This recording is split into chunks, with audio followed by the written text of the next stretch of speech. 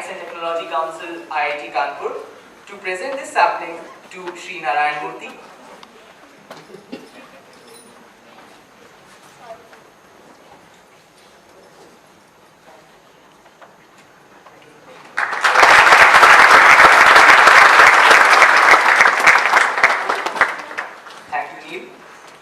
I now request Vineet Vijayan, PhD student representative of Academic Senate, to present this sapling to our director, Professor Abhay Karandikar.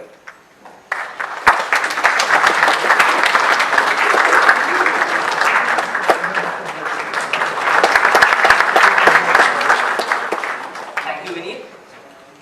May I now request Professor Karandikar to give the welcome speech.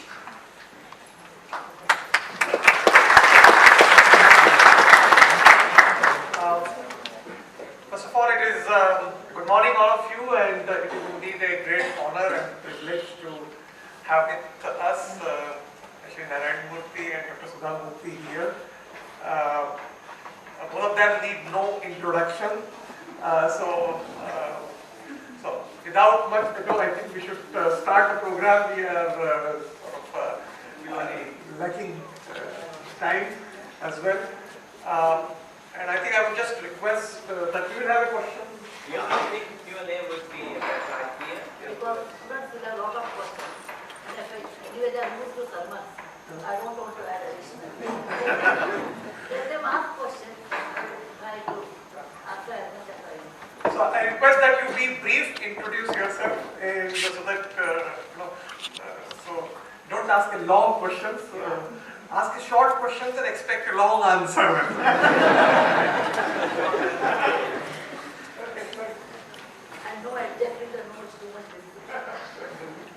Thank you, sir. The world is a testimony to their success, both as individuals and as a great team that puts the needs of humankind before their own selves. We take inspiration from their philanthropy and their simplicity, their integrity and humility. Today we are humbled by the gracious presence of the legendary couple, Srimati Sudha Murthy and Sri Narayana Murthy amongst us.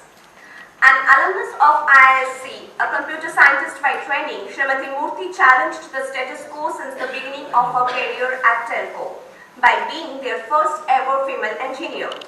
A teacher, an author, a philanthropist, she is the chairperson of the Infosys Foundation and a member of public healthcare initiatives of the Gates Foundation, and has handled 13 national disasters in the last 23 years and has established more than 60,000 libraries in Karnataka. She is a prolific fiction author in Kannada and English and has published several books that espouse her life views on charity, hospitality and self-realization. Amongst various awards received for her literary achievements, she is also the recipient of Padma Shri for her social work. IIT Kanpur feels privileged to have the opportunity to award ma'am the Honorary Doctorate of Science in the 52nd convocation held yesterday. An IT industrialist and co-founder of Infosys, Sri NR Narayan Murthy is our own alumnus. He is considered the father of Indian IT sector and has been listed amongst the 12 greatest entrepreneurs of our time by Fortune magazine in 2012. He serves as a member of advisory boards and councils of several global educational and philanthropic institutions. He is the recipient of 2 Civilian Awards of India, Padma Shri in 2000 and Padma Vibhushan in 2008. Shri Murthy has also authored the book A Better India, A Better World, published in 2009. Now, I would turn the podium to Srimati Sudha Murthy herself if she would like to commence, and after that we can have a Q&A session, or we can just move forward. No, I think we can go ahead straight with question and answers. Well, I have only one request, and I'm sure Sudha would agree with me too. Alternately, it has to be from a girl and a boy.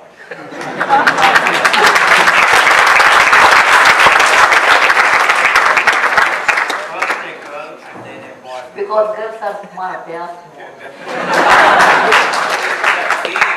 Some of we men have the habit of talking the whole time. Therefore, if we force it to be a girl first and then a boy, girl, a boy, etc., it's better. Thank you very much for giving me this session. I always enjoy talking to students. Once Mr. Murthy asked, he meets all great leaders in the world. I don't meet. Most of the time I'm in villages. Sometimes I meet along with him, but so he was telling me that what makes you always happy? I told him because I was teaching computer science in Bangalore University. So I said, I'm in a company of students, and though I'm old, my frequency with their heart will be the same, it will resonate. So I always remain young. Whereas you are in business, so your frequencies are different. So that's the reason I love to come to any session with students. It makes me young. For my own sake, I would love to interact with students. So thank you very much for IIT students giving me this opportunity for both of us. And I don't believe in talking too much. I believe our work should talk about what I want to talk. So please ask questions, because many people have many misconceptions about success, or many people think, okay, you are always successful, that means you are always lucky. Actually, the most successful person is the one who has seen many failures and convert every failure to a step, and how it is in our life, depending on your questions, will answer. So please be brief, direct, and ask questions without any fear or any exaggeration, or without even saying too much about ourselves. Don't do that. We'll answer. And we have to catch a flight from Lucknow. So that's the reason we cannot extend time. Let us start. Leave at 10:30 sharp. So let's start with the girl and then. Whatever. Yes. No? No girl? Yes, beta. Please, please. Let's start.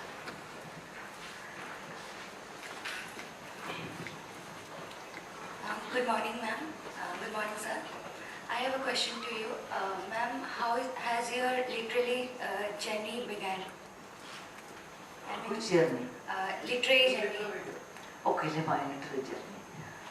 As a student, I used to write. My mother was a school teacher, so she would make it compulsory that I should write an essay, and I would say no, I will not write. Whenever we go and visit anything, then she would say, if you don't write, then no dinner. That made me a habit of writing 25 lines. And it became a habit to me.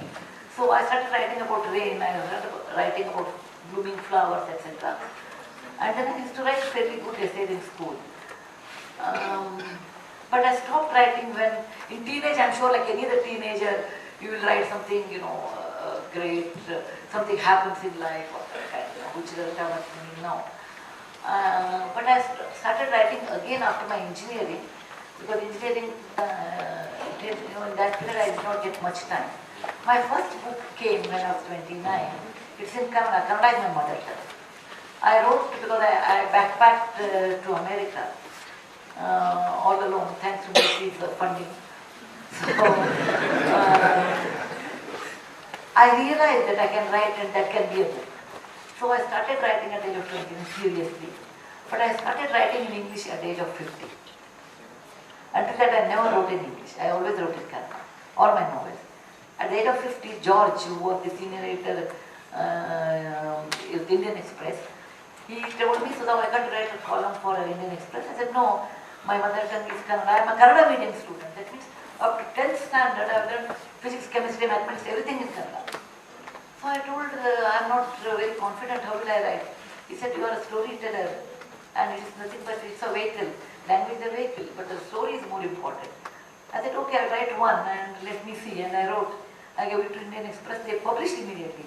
That gave me a lot of confidence, and then I went on writing columns for all the papers, and my first book came in 2002, Wise and Otherwise in English, and now I have 21 books in English. Altogether I have 32 books, and I have about 220 titles. That means my book has been translated, each book has been translated to 12 to 13 languages, most books. So it is, what I feel is, it's an art which I developed over a period of time, and it requires tremendous reading, because when you read, then you understand different styles of writing. Most importantly, you should be sensitive. If you are sensitive and you observe, then you can write better. People who are not sensitive cannot write, because for them something happens, it happens, what's there?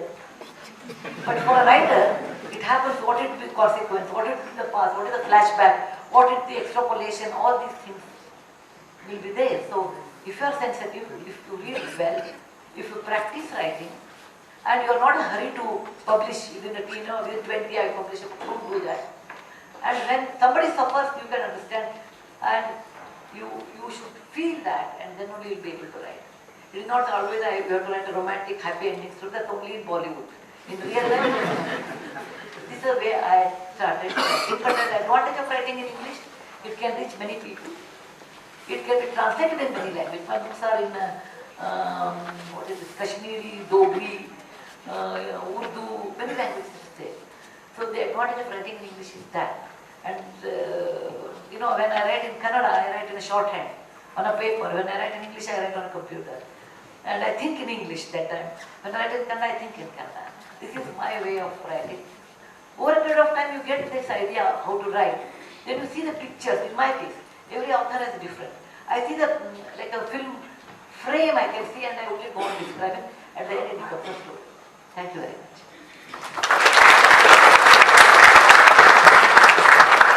Good morning, sir. Good morning, madam. I am Aditya from the chemistry department. My question is, after graduation, sir, did the need to achieve financial stability ever inhibit you from taking a risk and establishing Softronics and Infosys? Yeah, he had a working wife, so that's another.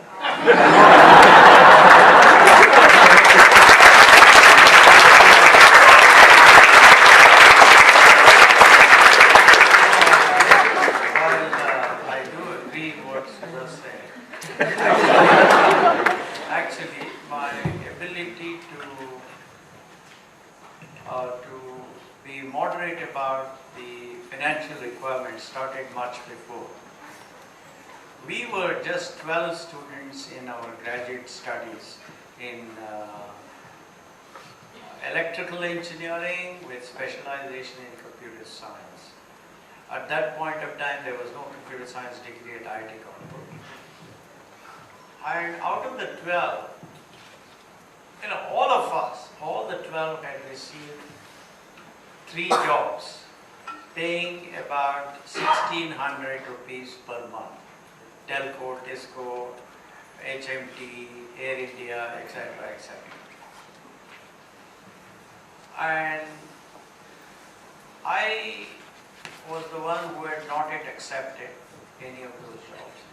All my other 11 colleagues had accepted.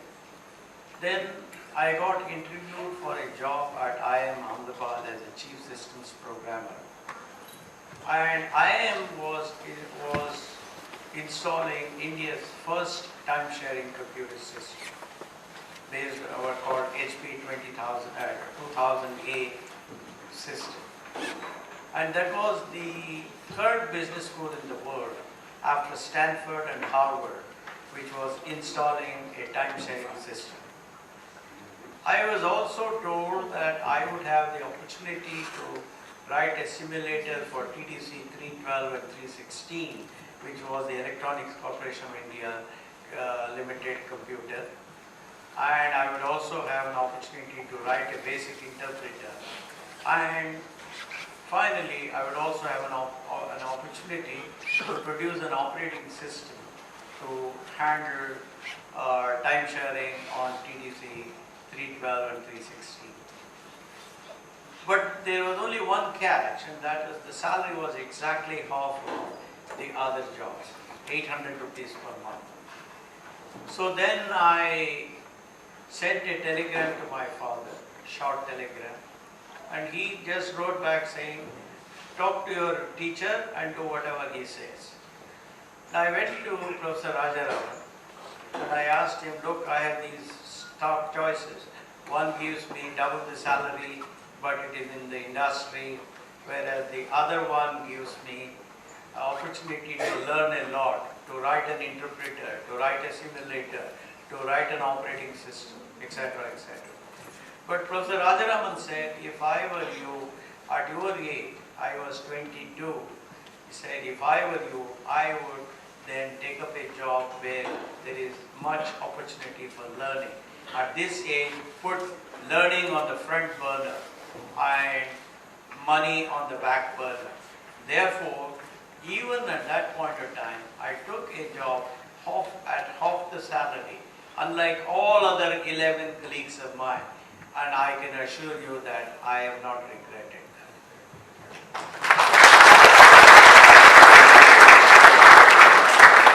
I just want to add to that. Ever since I know Murthy for the last 45 years, he has never made money as a main criteria at all in life. Whenever we did not have money, even at that time, he had an excellent job, I had a very good job, and we had a daughter who settled in Bombay. And one evening he comes and tells me, I'm quitting my job, I'm starting Infosys. Which normally most people don't like to do because they have everything is settled for you. When you are settled, he made it unsettled. Or when when he founded Infosys, actually, he's the founder of Infosys. When he started that, he gave his share of Infosys share to his colleagues who were 10, 12 years younger than him, much more, more democratic way, which normally a founder will not do because people would like to hold it, whereas he wants to give it. When we went to public, that time he said, okay, let our employees, he may be a driver, he may be a cook, he may be a sweeper or a janitor in our company, but they should also share the wealth, which very few people will think. Money has never played an important role in our life. Probably we have understood together. If you run after money, money runs away from you. You run after a particular cause which is much more larger than money and much more generous about it. Money probably follows you and you crave for it, Lakshmi runs away. You do not worry about her and do your job with passion and thinking at large for Bahujana Hitaya, Bahujana Sukhaya, probably money follows. And you should use that for that purpose. That's the way to look at it.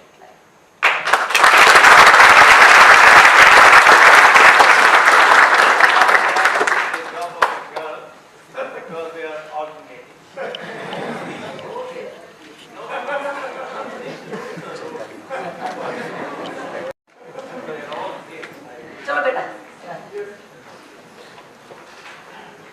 Morning, I am Anubha from the Department of Civil Engineering, and I have a I question. met you yesterday, if I'm not Yes, mistaken. yes. Yeah. I have a slightly more social question this time, and I would like to get your views on the fact that in this changing times in our country, where the country is shifting from being a traditional social society per se as part of our culture, more towards the westernized side, and the lifestyle and people's ideas are changing. What would you suggest would be a good way for a woman who's in a career and trying to balance both ways, which is the right way to go? It depends on individual. I'm not a dharma guru or a social. In general, I would like to get your views on that. Listen. In my class, when I used to tell students stand up, I will ask that please sit down. That means I will punish you after. Madam tells me to sit down, it's more dangerous. I am glad to accept your punishment of that. We do not know what is correct, what is wrong is individual, and you can't make a general rule. When you have wealth, people stay together many times not because of love, because of economic conditions, which works out cheaper, which somebody will look after. That's the reason most of the time. But some people stay together because of affection for each other. So it depends on the family. There are many advantages and disadvantages if you stay in a joint family, and there are many advantages and disadvantages when you have your own unit. What is good for a career woman is left to the woman who wants to pursue her career. In my case, I can tell. In my case, my parents stayed downstairs. I stayed upstairs. So it was a great advantage to me in many ways emotionally. And Mr. Murthy used to travel 230 days, 200 days, 250 days at times in a year. So I wanted a real support, and my support came from my parents and my doctor sister who looked after my children, and also they looked after me so that I can work.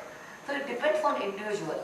But I feel nowadays, this is my personal opinion, highly biased, boys should know better household work, actually much more cooking than girls, I think. The reason you want a wife who will work with you, who will bring this almost same salary, then don't tell my mother used to cook fantastic things.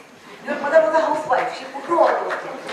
When you expect your wife as your colleague, and she works hard, how do you expect the moment she comes home, she should be like your mother who will make achar, because there's nothing wrong in that. But being a housewife is a full-time and overtime unpaid job. Okay? And such job you want your wife, after she comes back at 8 o'clock in the night, You know, in Bangalore, 6 o'clock is the office hours, 2 hours is traffic jam. 8 o'clock, you know, suddenly she should become like, you know, or she should go to the kitchen, work and give you hot roti. How it's possible? Unless you cooperate, you take 50% responsibility. It is not possible for a woman to pursue her career. I always say, behind every successful woman, there is an understanding man.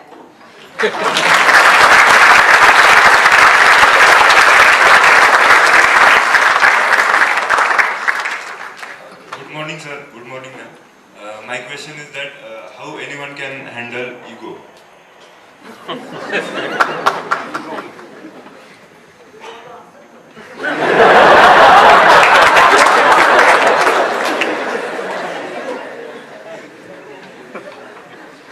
Well, this is a highly philosophical question. And you know, ego is aham, right? This is not a question that is limited to one culture, even though by all reckoning, we Indians have the highest ego per unit of achievement. That's a reality, that's a reality. We always, you know, in everything we say, Mera Bharat Mahan, this is the greatest cricketer in the world, this is the finest scholar. We tend to use too many superlatives. I think the best way to overcome ego is to start giving the credit to the team and try and make the younger members of the team feel an inch taller in your presence.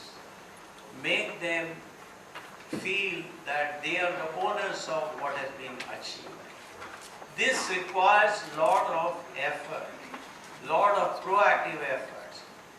And once you start doing it, then that becomes the norm. Everybody, it's the leader's responsibility to do it. And once the leader starts doing it, everybody else will start doing it. So these are all things that have to be learned hard, practiced hard. And they are not easy to give up, but once you put in a lot of effort, I think it should be possible. I will handle in a different way. What is you think great about us actually? You are like anyone. I have a brother who is a professor at Caltech and an astrophysicist.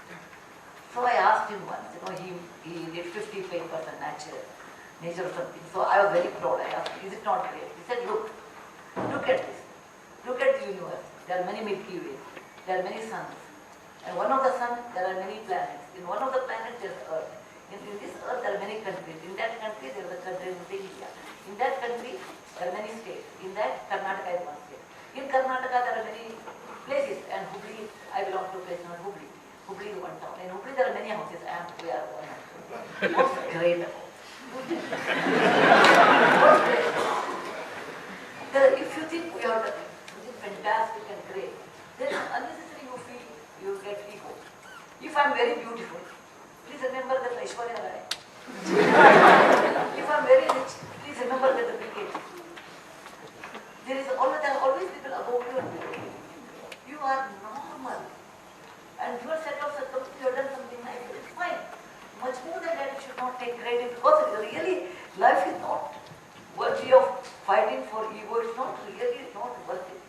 Your lifespan is small and do something good, have fun, do legally, ethically right things and enjoy life. That's enough. Why think I am a superman? There's nobody. There's no superwoman. There's nobody. If I am writing well, there are always people who are better than me. So you should never think that way. You are ultimate in life. There is nobody is ultimate in life. Life itself is ultimate. Thank you.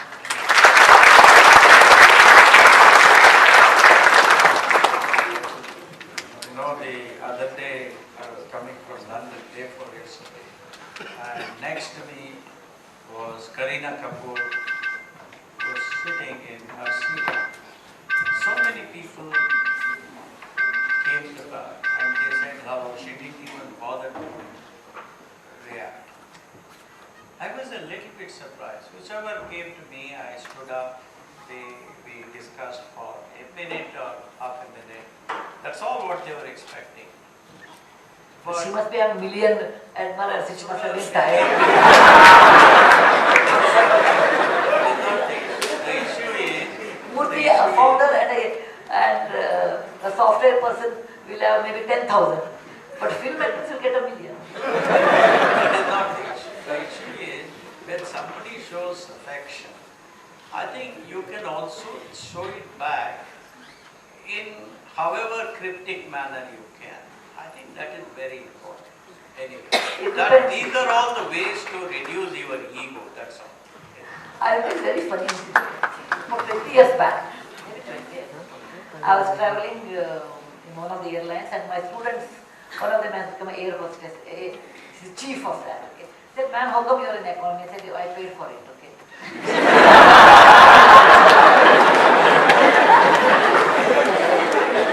She told me, oh, I will upgrade you to business class. I said, without money, I'm always happy. So she upgraded and there was a lady sitting next to me. I saw her and being mothers talk more, women talk more, system analysts talk more, and I'm all three in one. So I saw her and I said, she was reading a book. I looked at her and said, I've seen you somewhere. She looked at me and said, no. I said, my memory is fairly good. Are you an employee of Infosys? She said, no. Did we share the same desk? He said, I don't think so. Were you my student 10 years back or something? There was an end to the shamelessness. So sometimes they will write 160 and one won't remember. He said, no ma'am, I have never met you before. I said, fine, now that means almost don't talk more, okay? So I said, okay, I will, the business class, I get a film magazine, I was going through that. I realized who she was. Then I came to know that she was expecting, I would sit next to her and say, oh, you are fantastic, I met you, ma'am, oh, young lady, it was such an honor to meet you, you're so beautiful, or whatever she was expecting. Whereas I was talking to her, where are you my student, where you are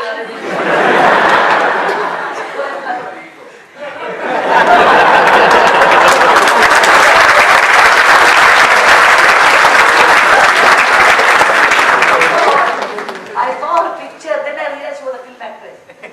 So until that I said, no, I've seen her somewhere because of she has to acknowledge me. Seeing her picture in the film magazine, I realized she was a film actress. But she felt very offended, I'm asking her all these silly questions. So it depends on what you think about yourself. You think you're normal, then you don't bother. You think you're something special, then it hurts you a lot more and people don't acknowledge you. Well, let's go to a girl. Good morning, ma'am. Good morning, sir. My question is to you, ma'am. You have been an awardee both as a student and as a teacher. So, out of the two, what is your passion and what is your hobby? What do you enjoy doing more, studying or teaching? Both, I suppose, because as you know, I have a teacher. I did technology diploma when I was 16. Then I have a teacher who, whenever I'm in town, I'm one of the most irregular students. He comes and teaches me Kannada script, 8th century Kannada script, So I do my homework properly, I enjoy it. The day you stop learning, I think you will become old, then you talk like old people, In my time it was so good. In my time I get worried, oh, I'm getting old. Okay, I was in Egypt, I went to the oldest pyramid in Egypt, Memphis there. I took a translator and then I told him, what is written in hieroglyphy, please read and let me know. He told me, it is written that next generation is careless, they spend so much time, they are spendthrift, and we do not know how they will survive, they have less knowledge. I said, it sounds like my father used to talk to me like that. So the moment you don't learn, you stop learning, then you talk, mere zamane mein and all those things. So learning makes me young, teaching makes me vibrant. So I like both.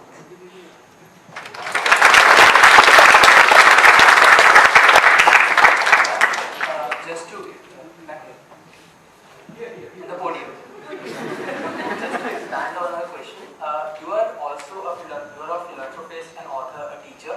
How do you manage so many work choices All the work. all the work with such rigor? I have a very good team to help me. I have a very understanding husband. The first one. There's so much support at home. Nobody will question me where you will be there 10 days. Like, if there is a like tsunami, 2-3 months I was not there. Then Kerala floods or Orissa honey. So I go at a stretch 10 days, 12 days. I'm not at home. If there's a wedding at home or not at home, I am really not worried about that. There's a very understanding family, otherwise it's not possible at all.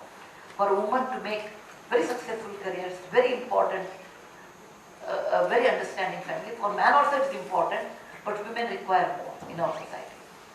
Second thing, I have very good staff in the office. I have 8 people and we manage 400 crore projects. I have only 8 people. Then I have an excellent, 2 secretaries, who look after all my personal things, which I really don't bother. What sari I should wear also, I don't spend time on that. That will be decided by someone else and they put the sari and I'm supposed to wear it. I don't go to, normally I don't attend any weddings. Not that I'm against weddings, I don't get time. Even my students' weddings, I say, how far is this in other part of Bangalore city? I said, best wishes. Then I go, but I don't spend time in having dinner there, it takes so much time. I calculate everything in terms of time. Time is very precious because God is very intelligent. Whether rich or poor, beautiful or not, whether you are successful or not, everybody gets 24 hours. You can't divide the time. It's very important. So every unit of my measurement is always time. So I manage time in such a way that I will save it. I save probably a Kohinoor diamond that way. I don't waste. I don't attend any parties and I'm a bad hostess. Murthy will take care. Because somebody comes after some time, I will have my calls, I will have my work. So normally, other than my work and writing, I don't do much social activity, social get-togethers, are very rare for me. I save time as much as possible. And I write early in the morning because that's a time where I don't get calls. And even when I write, I go to office because I have a duty towards the society. So I manage in a very tight schedule.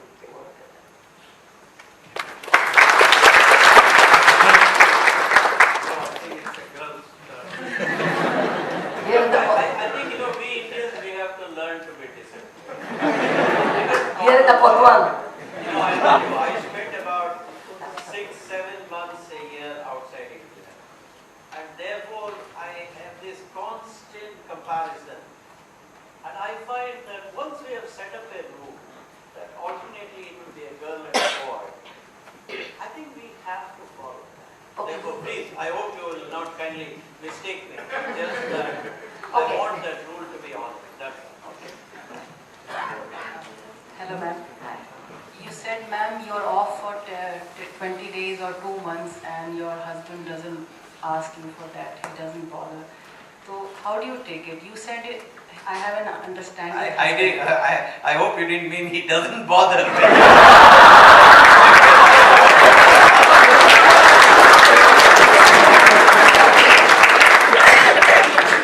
My husband bothers, actually care for me.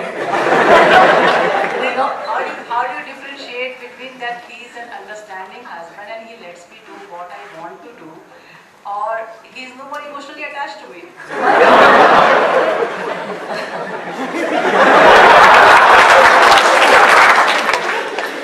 I know my husband for the last 45 years, 4 years before my marriage, 41 years after marriage.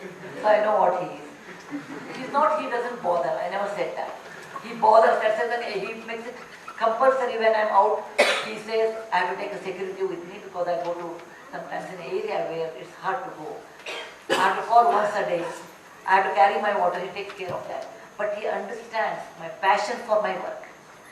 He says, if there is funny in Bhubaneswar and I'm sitting in Bangalore, then he says, my heart is in Bhubaneswar, my mind is in Bhubaneswar, I am physically in Bangalore.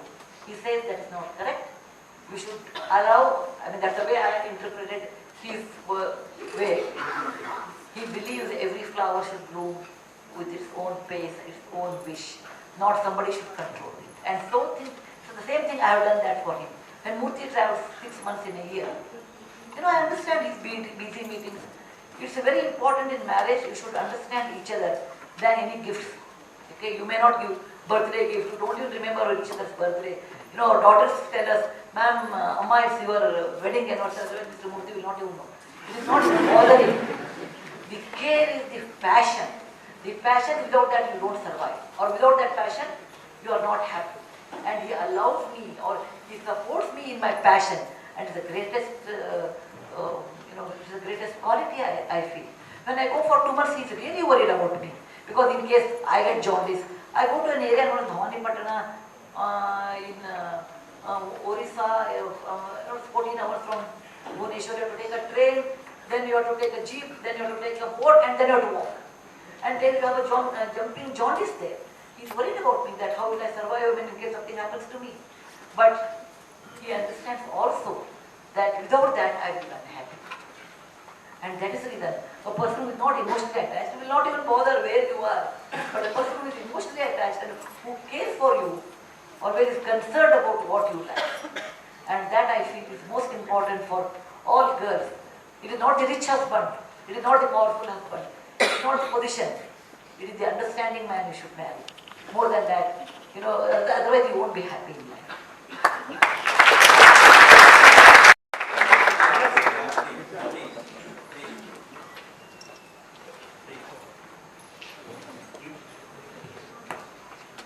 Without mic also you can talk. Good morning sir, good morning ma'am. My name is Akhlaqur Rahman and I am a BTech 3rd year electronics engineering student from Aligarh Muslim University. I have a question. What were the hurdles that you faced while establishing Infosys way back in 1981 from a startup to a big corporation? And what are the key factors that someone nowadays in this 21st century should see while starting a startup in order to make it a big corporation? Well, I think as I told some other group yesterday, first, your idea must have a differentiated business value proposition to the market better than all your competitors. That's most important. Unless you are creating a discontinuity in the marketplace, like Uber or Microsoft, etc., etc. But that's rare. But most of us, when we found a company, we have to ensure that our differentiated business value proposition is better than any competing company. Second, you must bring together a team that has mutually exclusive but collectively exhaustive set of skills, expertise and experience. Third, the team must have an enduring value system. Fourth, money will automatically follow. Money is not a big deal. Fifth, you have to compare yourself with the world's best in every dimension of your operation at all points of time. At least that should be your aspiration. Whether it is in finance, whether it is in human resources, whether it is in infrastructure, technological infrastructure, physical infrastructure, etc., etc. In other words, your aspiration must be to compare yourself with the global best. And that may be that the global best may be so far away from you, but as long as your face is towards that global best, as long as you are moving fast to the extent that you can towards the global best, then you will automatically become better and better and better day by day by day. And that gap will start reducing. I think if you have these things, if you follow some of these principles, then I do believe it becomes a little bit less difficult to reach the top than otherwise. It does not mean that you will 100% reach the top, because there are so many imponderables that happen on the way. But by and large, you are enhancing the probability of success by following some of these principles.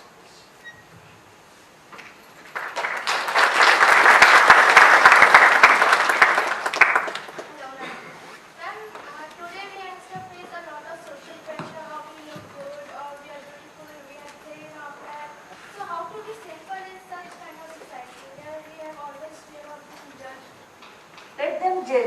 subject matter. Someone calls me, suppose, many people come to my foundation, ask money, we don't give. Sometimes they are good to give. When we don't give, immediately they say she's really a bad lady. Someone says, they also say she's okay, but she could have given more. People talk about you many things. But unless you have so much confidence in you, you should not bother about it, what people talk. Not to bother about someone, you require a great confidence. And that confidence within you, it is not what others talk, it really matters. Because you are less confident, so others, what they talk, it affects. Let them talk what they want. I know what I am inside. When you get that feeling and you work for it, it won't come in one day. You have to work for it. Look, others can say, as long legally, ethically it is right, I will take it. Otherwise, let them talk. Nobody has been praised forever in our Indian history. Look at it, or our mythology. Even in history, you look at history. Nobody said, okay, something was there, something was bad. Even the Sita was called like that. Even Parvati was there. There are many ways people talk. So you should have your inner confidence. Let them talk what they want. But I will do what is legally, ethically right. And to develop that, you should have confidence. And confidence is not bought, it is not for sale, it is not available in the market, and it is not somewhere in books or anywhere, it is in you. You have to make yourself, look, this is with me, I will unleash my potential and will be confident. Yes, sir. That is the reason. Who is your best friend? Not your Saheli sitting next to you. Who is your enemy? Not the person sitting behind you. Atma hi atmano bandhu, atma hi ripu atmanaha. My best friend is me, myself. My worst enemy is me, myself. So you have to make friendship with yourself first. Yes, sir. Hello, ma'am.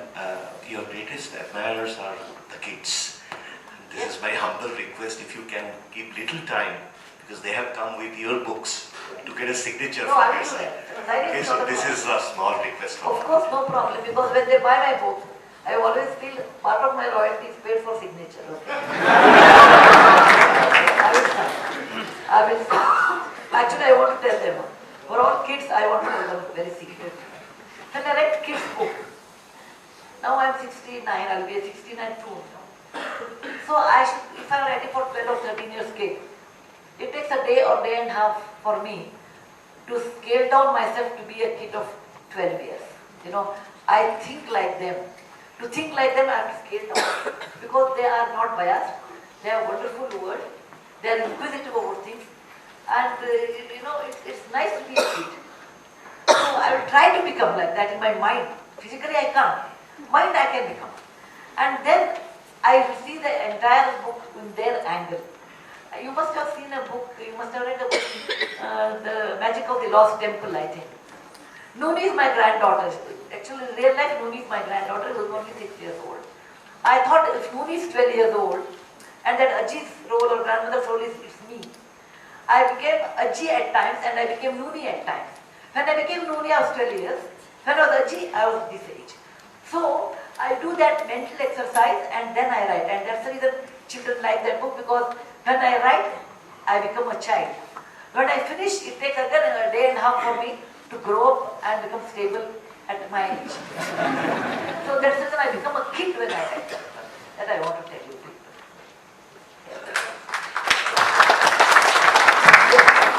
Good morning, ma'am. It's a real pleasure to talk to How old are you? both of you. I'm 13. Let's can read all my books, okay? Yeah.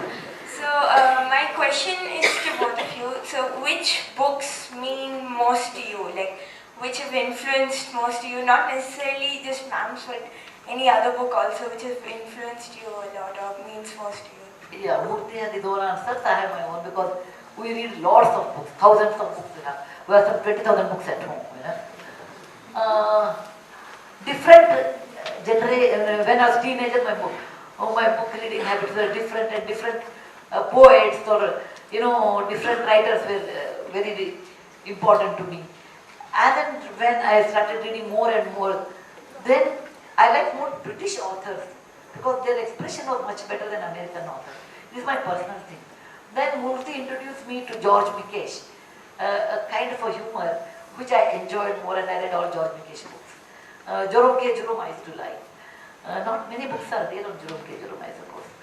So it depends. And when I started growing old, I never enjoyed much fiction. I preferred non-fiction. Okay. And I always liked autobiography than biography. Travelogues I liked. I like a lot of history books. A lot actually. Okay. So that gives me an insight of our country, why we are like this, what is the advantage of, in a particular state, why people behave like this, all gives insight of our way of living. So I have a series of collection of history books. I have Indica, which was written 259 BC. Its translation I have. India in the eyes of foreigners I have. Alburani's India I have. So I have different tastes. I am a great buyer from the Banarsi Das bookstores. But Murthy has entirely different library, and I don't lend book to him. And I tell him you can afford to buy, so I will not give. So we maintain our own library. So Murthy will answer about books. Well, at this point in time, most of what I read is physics, popular mathematics, and popular theoretical computer science. Earlier, the books that influenced me a lot were during my college days, including when I was at IIT Kanpur, and slightly later. There were 3 books. One is Capitalism and Protestant Work Ethic by Max Weber. Max Weber analyzed how Northern Europeans made such huge economic progress compared to Southern Europeans. And he realized that was simply because the Northern Europeans were very disciplined, they worked very hard, they used the fruit of capitalism very, very carefully, and they did not just splurge it. That's how Northern Europe became much better than Southern Europe. Even today, as you know, the big countries, that is Portugal, of course Ireland is Northern Europe, but then there is Greece, and then there is Spain. Huh? Yeah.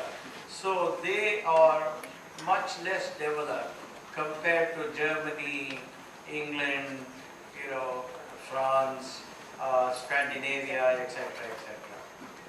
The second book that influenced me a lot was My Experiments with Truth by Mahatma Gandhi. That is where Mahatma Gandhi demonstrated the importance of being honest about yourself, recognizing your weaknesses, recognizing your frailties, and try and make an effort to overcome those.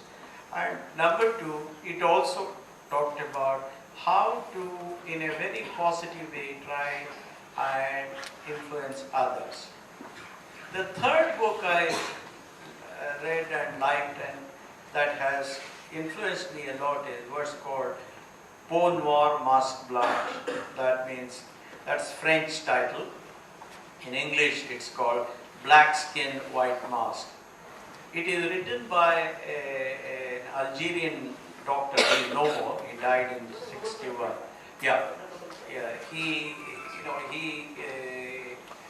is basically what he wrote about was the reaction of people of the natives in a post-colonial society.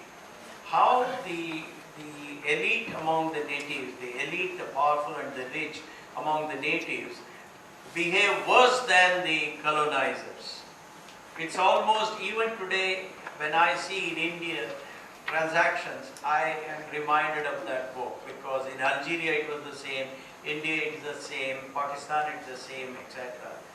So that shows how the elite, the rich and the powerful are even bigger oppressors rather, than the colonizers. And that's a lesson that all of us who have reached a certain level of wealth, certain level of elitism, certain level of power, have to lead and try and control that tendency. So I would say that these are the three books that have made tremendous influence on me in terms of my discipline, in terms of my hard work, in terms of my control on my expenditure, in terms of simplicity of living, in terms of leadership by example, in terms of behavior of an elite, the rich and the powerful. That's what The book, Nickel Dimension. on Nickel and Dime, basically it is by an American lady called Barbara Irishland. What she did was she wanted to understand the life of the poor in America. She was a reporter in New York Times. She went to her editor and she said, I want to understand the life of the poor. That guy said, look, young lady, you can't understand the life of the poor from being what you are. You have to actually live that life of the poor, then only you will understand. So what she did was, she did something extraordinary. She disguised herself, not disguised, she got a new identity. And she worked as a waitress in a restaurant including Pizza Hut. She worked as a checkout girl in Walmart. And she worked as a nurse in an old age home. And she describes the life of the poor in America, how tough it is to be poor. And there are lots of lessons from that book. So certainly I think these are all useful books. Good morning, sir. I'm Lieutenant Colonel Moore. I'm working with NCC in IIT Kanpur. And as a passion and responsibility, I work with the families of martyrs. Some time back, I had an opportunity of visiting Mysore. I visited all the families of martyrs in Mysore. And I found that, their kids, they lack jobs. It's very difficult for them. Is it possible to start an initiative from your end for job for the kids of martyrs? Well, I think it's a great idea. However, we must realize that for us to reach a certain level of excellence, focus is very important. We have to continue to do what we are good at, what our strengths are, rather than trying to spread ourselves too thin. However, what we do is, we provide funding for many of these initiatives through Infosys Science Foundation. Every year, Infosys Foundation, I'm sorry. And they are the ones, they have supported the military families. They have supported, for example, must have seen how well we look after the Central CRPF, Central Reserve Police Force, Central Industrial Security Force, CISF. And so to the extent possible, we try and add whatever little value we can. But however, the day I don't know if you remember, about 15, 20 years ago, Tata Steel put an advertisement. Say, we do this, we do that, we do this. We also produce steel. And Tata Steel just went down like that. And they realized in time, unfortunately, it came back. So therefore, what is important is, Infosys is good in software development. That's its primary work. We must continue to strengthen that. We must continue to develop much more complex software. We must develop much software more productively with better quality, etc. And earn more and more profits and donate a part of that profit to specialists who are in a position to add value to these. That's exactly what we do. Actually, you don't mix business and philanthropy. Infosys does software, export, and they earn money. 2% of that, which is 400 crores, they give it to us and we do philanthropy. We don't go to business and tell, look, these are the things you employ, they don't do. They won't tell you whom we should give money. For business partners, they don't. For martyrs, Infosys Foundation is one of the achieves only one, it started helping them. Each Shaheed family gets 10 lakhs. And last year, we gave to 800 people. We have to go and verify. Not that somebody, because in a family you know that mother and daughter-in-law will fight for the money. The child will have some problem. So we go to individual houses. We have a team for that. We visit individual martyrs' family and give each family 10 lakhs. In Pulman, recently, in that Hadsa, we gave 4 crore 30 lakhs or something because there are 43 people. In Punjab, if the person is disabled during the war or in casualty, not a war, in casualties, etc., so we give a scholarship to their children. And sometimes we help them to rehabilitate either with some seed money, etc. we give. So we would like to help our army or our defense forces because of their sacrifice. We are aware that we are in a democratic, independent India, and it's our duty to help, and which we do at the tune of 80 to 100 crores a year, every year we do that.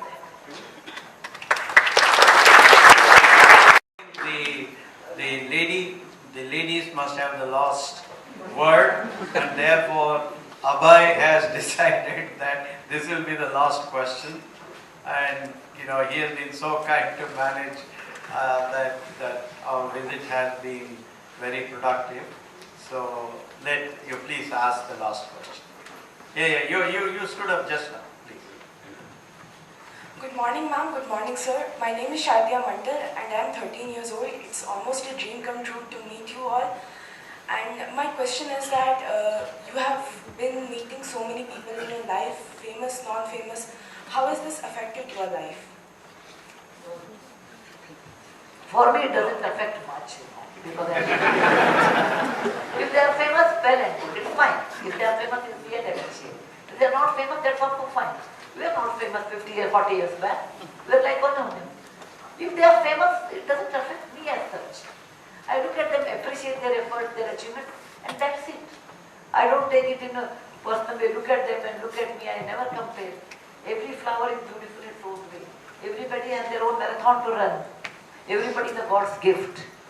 So why worry about meeting someone and feeling, oh, it has happened or something? No. I meet them and happy, forget and go on. That's my way of living. No, as far as I'm concerned, whenever I meet a person who has achieved something, it could be Sachin Tendulkar, it could be Amir Khan, it could be Amitabh Bachchan, it could be it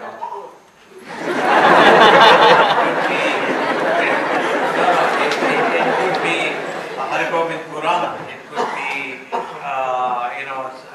Ramakrishnan, the latest Nobel laureate, etc.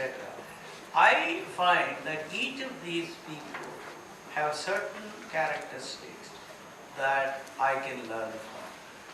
Therefore, I am highly focused on observing people who have achieved something in life, and I want to learn the good things from them. So therefore, I am in awe of those people. I want to learn from those people, and I want to improve myself. So therefore, I am an unabashed admirer of accomplished people, and I want to learn from them, and I want to become better.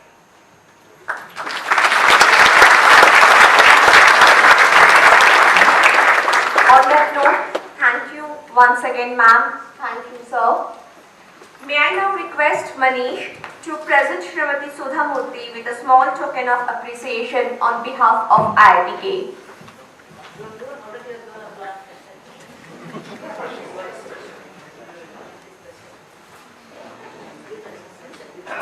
This elegant portrait of ma'am is a collage artwork created by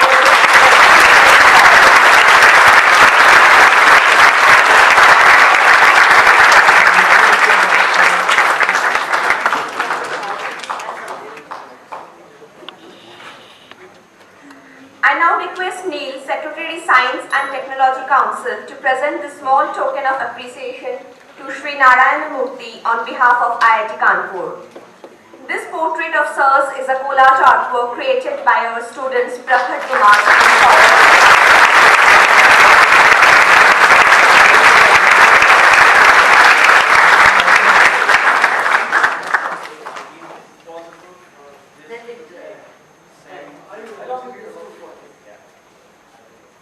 children can come with the books at the time.